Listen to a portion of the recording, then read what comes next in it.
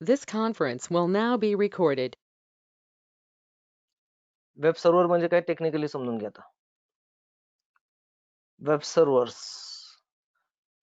आता आपण कुठला सर्व्हर पाहिलेला आहे? Apache server. तर वेब सर्व्हर म्हणजे काय? So web server is a programs that uses the HTTP to serve the files that the forms web pages to user in response to their request, which is forwarded by their computers HTTP clients. म्हणजे याचा अर्थ काय? Web server म्हणजे काय? Web server एक programme असेल. आता शेवटी हा कोणीतरी सर्व्हर तयार केलेला आहे. कोणीतरी डेव्हलपर आहे. त्या डेव्हलपरनी हा प्रोग्राम तयार करून ठेवलेला आहे. ज्यावेळेस तुम्ही http://localhost आणि ty.php एंटर करता, त्यावेळेस तुमची व्हाया HTTP द्वारे रिक्वेस्ट कुठं सेंड केली जाईल? सर्व्हरला सेंड केली जाईल. आलं लक्षात? मग सर्व्हर ती रिक्वेस्ट ऍक्सेप्ट करण आणि प्रोसेस करण आणि प्रोसेस केल्यानंतर तो रिस्पॉन्स त्या क्लायंटला देण्याचा प्रयत्न केला. क्लायंट कुठलाही असेल, क्लायंट लॅपटॉप असेल, मोबाईल असेल वगैरे वगैरे किंवा एनी टाइप ऑफ डिव्हाइस असेल. आलं लक्षात? हा सर्व्हर असेल आणि त्याला जर डेटाबेसची गरज लागली असेल तर हा डेटाबेस असेल तुमचा. कुठलाही असेल, ऑरेकल असेल, पोस्टग्रेस असेल, व्हॉट एव्हर दिस. म्हणजे हा फक्त टेक्निकली समजून घ्या. मग असे कुठले कुठले नेम ऑफ वेब सर्व्हर आहे? आता भरपूर आहे वेब सर्व्हर. तर आपण आता कुठला वापरतो PHP मध्ये? अपाची सर्व्हर म्हणतो. अपाची HTTP सर्व्हर सुद्धा पण म्हणतात. अपाची असेल. अशी एक 2-3 नावं तुम्हाला माहित पाहिजे. इंटरनेट इन्फॉर्मेशन सर्व्हिस हा मायक्रोसॉफ्टचा सर्व्हर आहे. सन जावा सिस्टीम वेब सर्व्हर हा सनचा आहे. NGINX हा एक आहे. Node.js आहे. वेब लॉजिक आहे. वेब स्पियर आहे. हे IBM चे काही आहे सर्व्हर. असे काही वेब सर्व्हर आहे.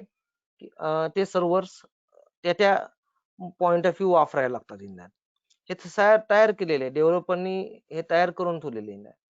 त्यामुळे हे सर्व्हरची नाव आपल्याला माहित पाहिजे. आता हे 1 मार्क इथं 1 मार्काला तुम्हाला एक क्वेश्चन विचारतात. तो लिहून घ्या question.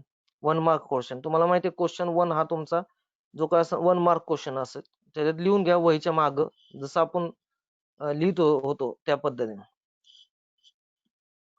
What are the list the name of the web server. लिहून घ्या वहीमध्ये.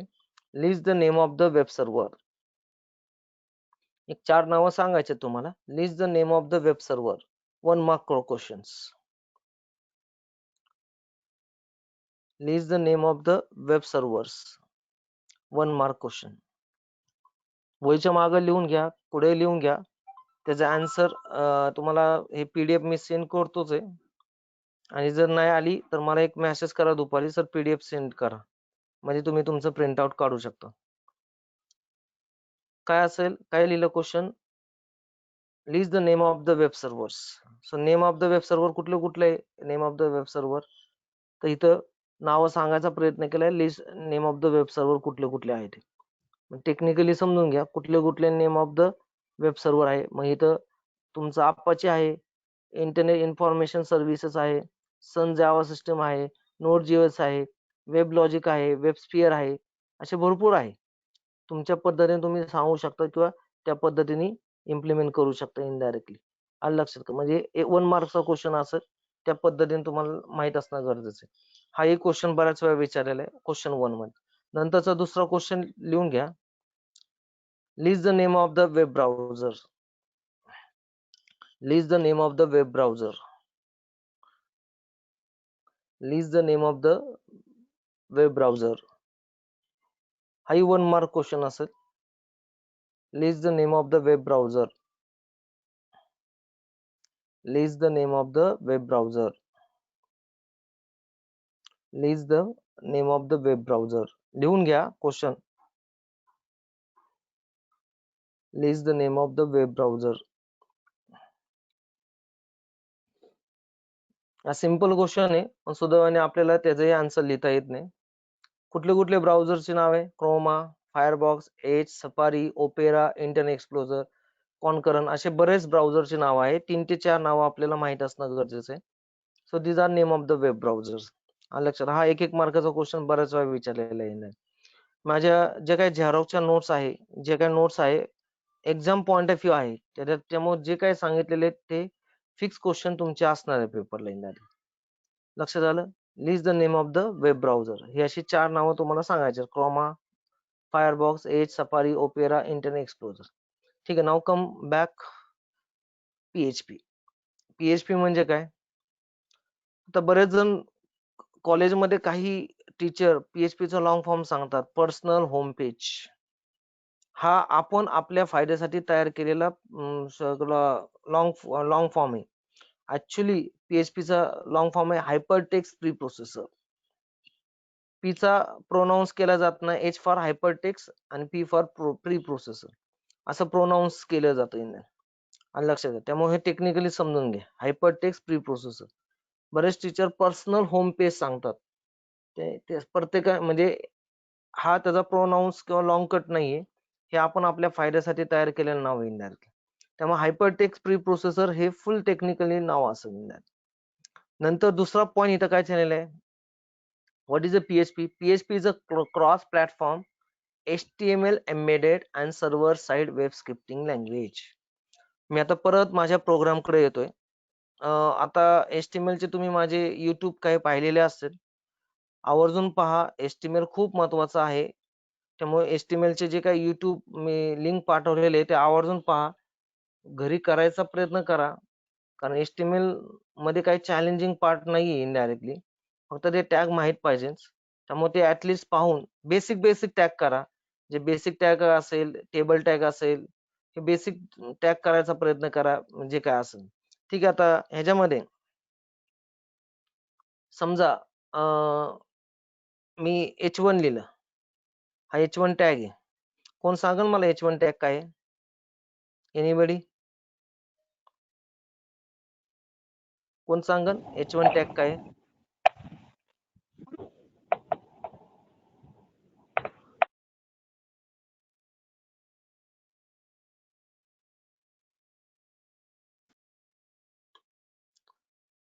सांगू शकतो?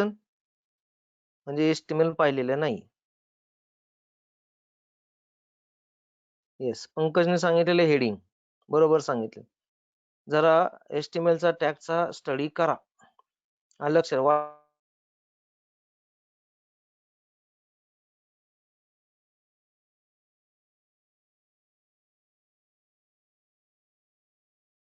वाटलंच तर माझ्याकडे सॉफ्ट कॉपी आहे तीही सेंड करतो. जर वाचायला ऐकायला वेळ नसेल आहे. आणि HTML जर नाही आलं तर मग प्रॉब्लेम्स क्रिएट होईल इंडियन. आवाज येतोय माझा पंकज? पंकज आवाज येतोय? हा येतोय सर. पंकज हा आवाज येतोय येतोय? सर. हा ओके. ठीक आहे. त्यामुळे HTML येस. HTML चे टॅग खूप महत्वाचे आहे. हेडिंग टॅग आहे. हेडिंग टॅगने काय होतं? ब्लॉक फॉर्मॅटिंग टॅग आहे आणि एक थोडंसं मला मोठं दिसेल. मी इथं डायरेक्ट HTML चा टॅग इथं वापरलेला आहे. आता इथं जर मी हे सेव्ह केलं आणि ब्राउझरवर फक्त एंटर मारायचा. तर सारखं टाईप नाही करायचं. सेव्ह नाही केलं मी.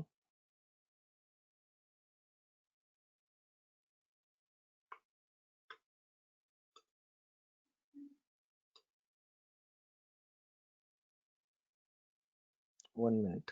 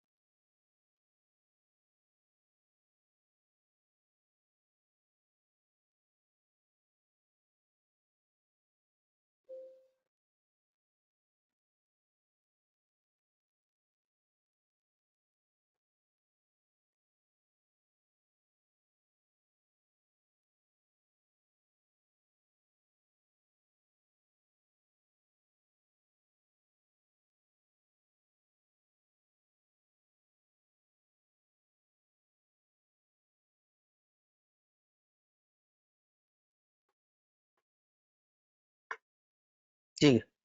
थोडस ओव्हररायटिंग होत होतं. लक्ष द्या इकडे. H1 टॅग वापरतो किंवा बोल्ड टॅग वापरतो. ठीक आहे. H1 टॅगने हे दिसलं. बोल्ड टॅगने काय दिसलं? बोल्ड इफेक्ट दिसतो इथं स्क्रीनवर मला बोल्ड इफेक्ट दिसलेला आहे. म्हणजे थोडक्यात काय HTML चे कुठलेही टॅग इथं वापरू शकतो. HTML चे कुठलेही टॅग इथं वापरू शकतो इको मध्ये येणार. हा लक्षात म्हणजे थोडक्यात HTML चे कुठलेही टॅग जेवढे टॅग आहे ते इथं वापरू शकतो. आता समजा मी H1 वापरला. H1 चा एंड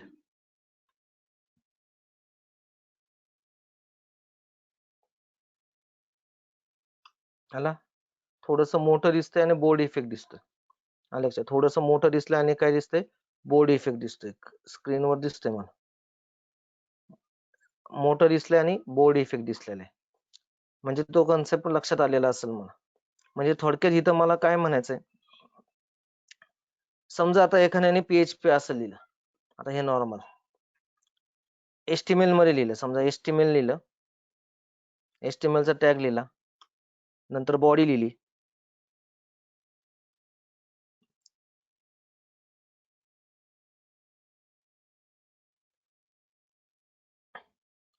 आणि बॉडीचा एंड आपण बॉडीचा एंड केला इथं.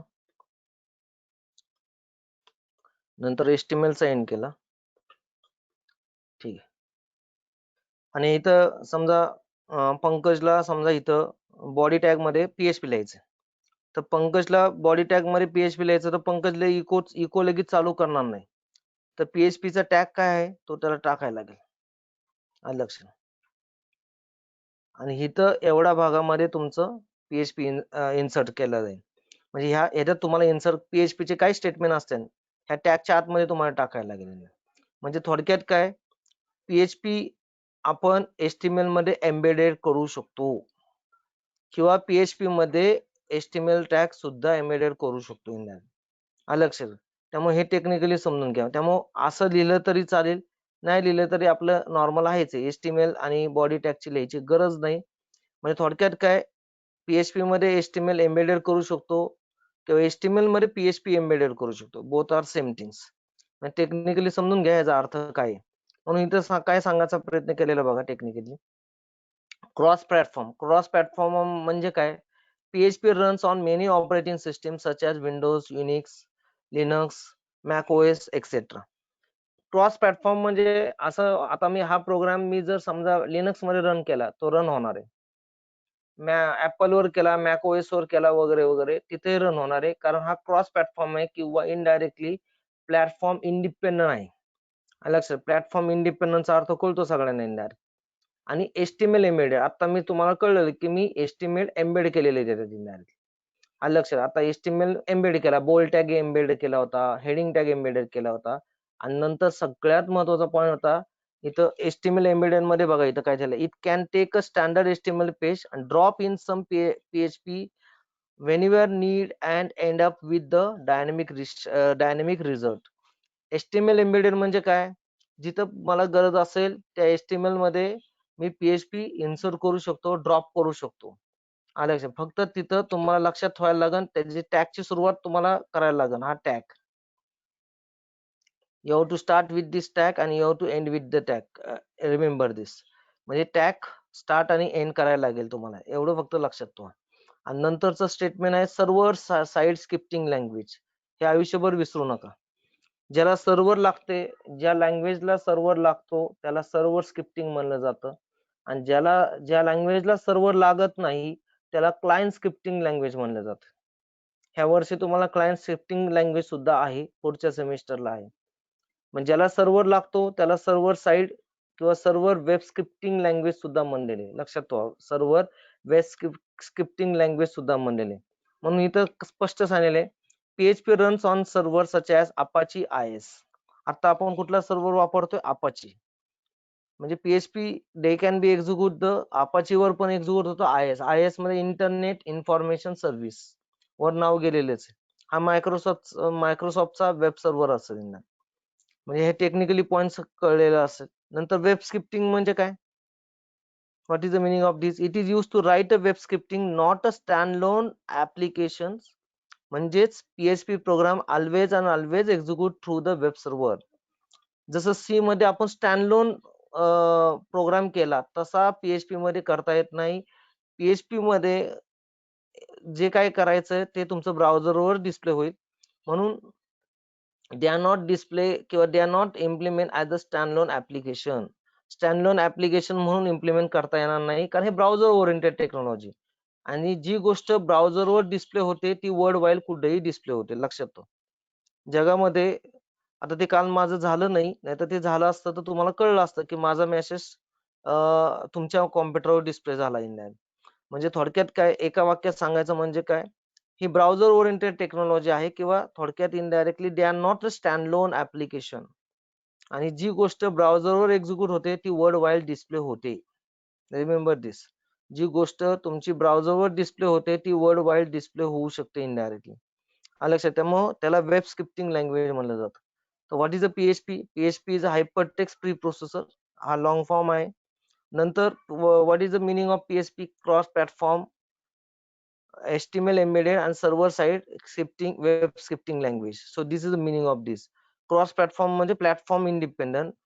HTML एम्बेडेड म्हणजे पाहिजे तिथं HTML मध्ये पाहिजे तिथं PHP आपण इन्सर्ट करू शकतो. आणि वेब स्क्रिप्टिंग म्हणजे काय, they are not implement as a standalone application, they only write a web scripting point of view. Standalone म्हणून कन्सिडर केली जात नाही. स्टँडलोन म्हणजे फक्त त्या मशीन पुरतेच अवेलेबल झाले. आलं लक्षात, त्याला स्टँडलोन म्हणलं जातं. लक्षात ठेवा इनडायरेक्टली. मग हे टेक्निकली समजून घ्या मला जे काय म्हणायचं. तर PHP लक्षात आलं असेल. त्यामुळे हा एक सगळ्यात PHP चा लॉंग फॉर्म किंवा जे काय असेल ते लक्षात आलं पाहिजे. त्यामुळे PHP ही सर्व्हर स्क्रिप्टिंग लँग्वेज आहे. लक्षात ठेवा. तुम्हाला आता इथून पुढं दोन टाईपच्या क्लासिफिकेशन असतात, सर्व्हर स्क्रिप्टिंग लँग्वेज आहे आणि क्लायंट स्क्रिप्टिंग लँग्वेज. मग ज्यांना सर्व्हर लागतो त्याला सर्व्हर स्क्रिप्टिंग म्हणलं जातं, ज्याला सर्व्हर लागत नाही त्याला क्लायंट स्क्रिप्टिंग लँग्वेज म्हणलं जातं. म्हणजे मोस्टली हे वेब पॉइंट ऑफ व्ह्यू दोन क्लासिफिकेशन केलेले. आलं लक्षात. वेब पॉइंट ऑफ व्ह्यू दोन क्लासिफिकेशन केले. ज्याला सर्व्हर लागतो त्याला सर्व्हर स्क्रिप्टिंग म्हणलं जातं, आणि ज्याला सर्व्हर लागत नाही त्याला क्लायंट स्क्रिप्टिंग लँग्वेज म्हणलं जातं. क्लायंट स्क्रिप्टिंग लँग्वेज आहे JSP म्हणजे असेल, जावास्क्रिप्ट आहे, बऱ्याच अशा लँग्वेज आहे की ज्या क्लायंट स्क्रिप्टिंग लँग्वेज आहे.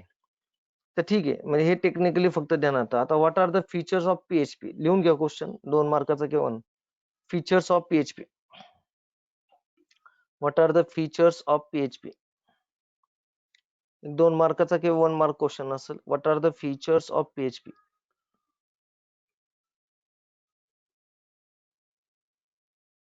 What are the features of PHP?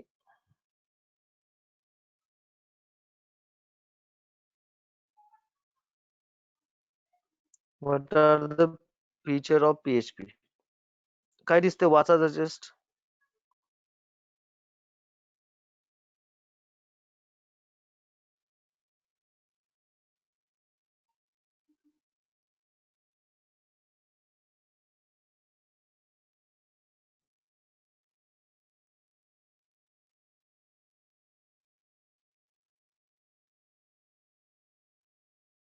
सगळ्यांनी वाचा काय दिलेले.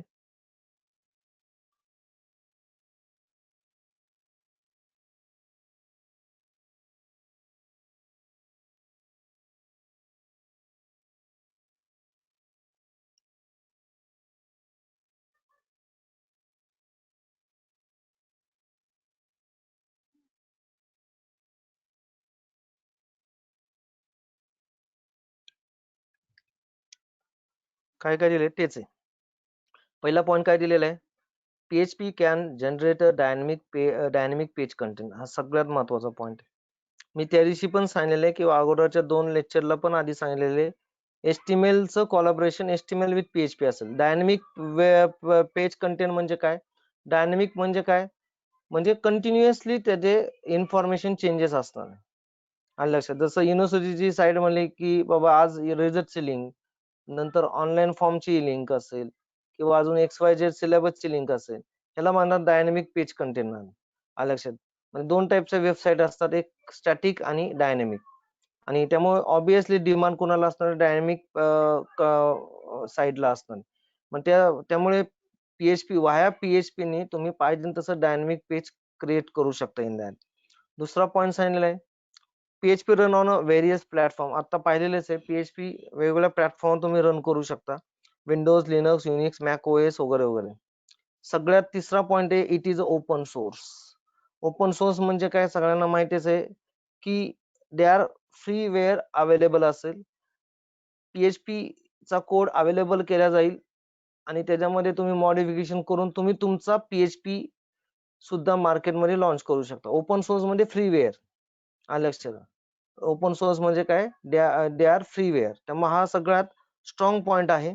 त्यामुळे बरेचसे वेबसाईट ओपन सोर्स असल्यामुळे बरेचसे वेबसाईट डिझाईन करताना PHP कन्सिडर केलं जातं बिकॉज ऑफ ओपन सोर्स. त्यानंतर PHP compatible with the almost all server use today. मी आता सांगितले की PHP एक्झिक्यूट करण्यासाठी तुम्हाला सर्व्हरची गरज असते. आणि सध्या सर्व्हर आता आपण वापरतोय Apache. पण Apache तर हे तर फिक्स कॉन्फिगरेशन आहे. पण Apacheच्या व्यतिरिक्त IIS असेल किंवा अजून XYZ कुठल्याही हे बाकीच्या कुठल्याही सर्व्हरवर तुमचं PHP एक्झिक्यूट होतं.